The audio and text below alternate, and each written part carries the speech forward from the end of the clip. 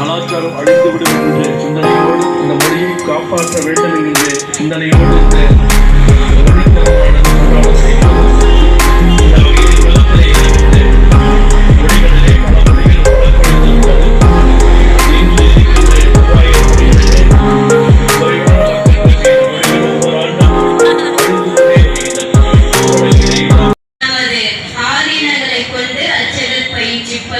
பயிற்சி வழங்குவதற்கு ஏற்பாடு செய்யுமாறு அதில் அறிக்கையில் இடம்பெற வைக்க வேண்டும் என்றும் கேட்டுக்கொள்கின்றேன். எங்களை போல பல தமிழக குருவீரர்களும் உள்ளோம். எமது வழிபாட்டில் சைவ வைணவ வழிபாட்டில் வேள்வியில் கருவறையில் தமிழ் மொழியை தமிழால் வேள்வி நடத்துபவர்களை உருவாக்கி கொண்டிருக்கின்றோம். பேரூர் ஆதீனம் அவர்களும் உருவாக்கி கொண்டிருக்கின்றார்கள். ஆனால் அவர்களை போன்றவர்களையும் எங்களை போன்றவர்களையும் அனைத்து கோயில் குடங்களுக்கு வேள்வி நடத்துவதற்கு உயர்நீதிமன்ற உத்தரவு இருந்தும் அது இதுவரை இந்த அரசால் சட்டமாக்கப்படவில்லை. எனவே தொடர்ந்து பேரூர் ஆதீனம் சார்பிலும் ஐயா துணைவேந்தர் அவர்கள் இதுபோல் பல மாநாடு நடத்திவிட்டார். அந்த மாநாட்டிலும் கோரிக்கையை அறிக்கையாக வெளியிட்டுள்ளார். ஆனால் தமிழக அரசு இதுவரையில் உயர்நீதிமன்ற உத்தரவை கூட சட்டமாக செயல்படுத்தவில்லை என்பதை வேதனைக்குரியது.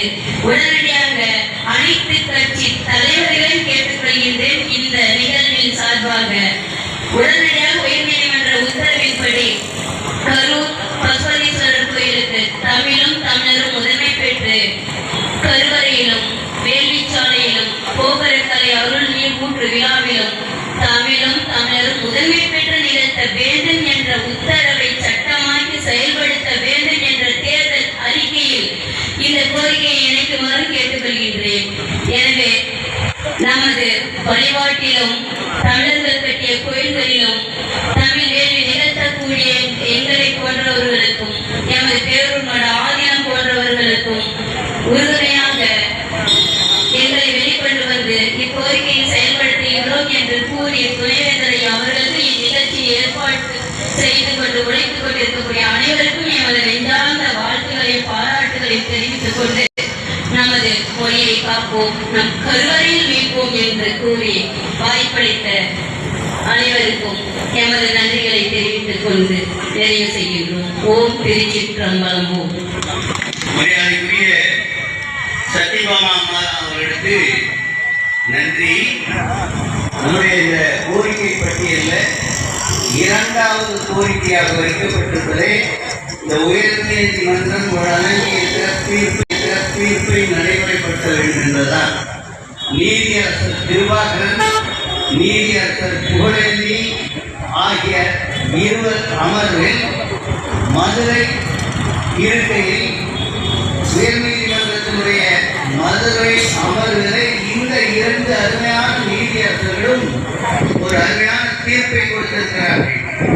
இதுவே குடமுழுக்கு தமிழிலேயே செய்ய வேண்டும்.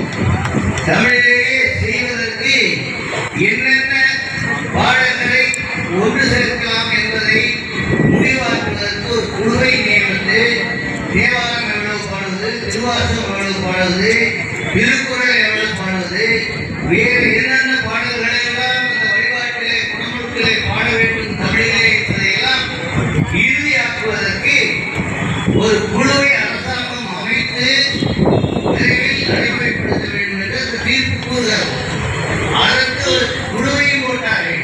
குன்றக்குடி அடிகார் தவத்தில் குன்றக்குடி அடிகார் அவர்கள், வேலூர் ஆனந்தம் தவத்தில் தாந்தலிங்க மருதாற்றல் அடிகார் அவர்கள், நம்ம சுமி சிவம் அவர்கள், தமிழ் வழிபாட்டிலேயே திகழ்ந்து இருக்கக்கூடிய குமரலிங்கனார் அவர்கள், இவர்களெல்லாம் வைத்து தமிழ் வளர்ச்சித்துறையினுடைய இணையை 5 பேர் குழு போட்டு ஒரு கூட்டம் மட்டும் திருநெல்வேலி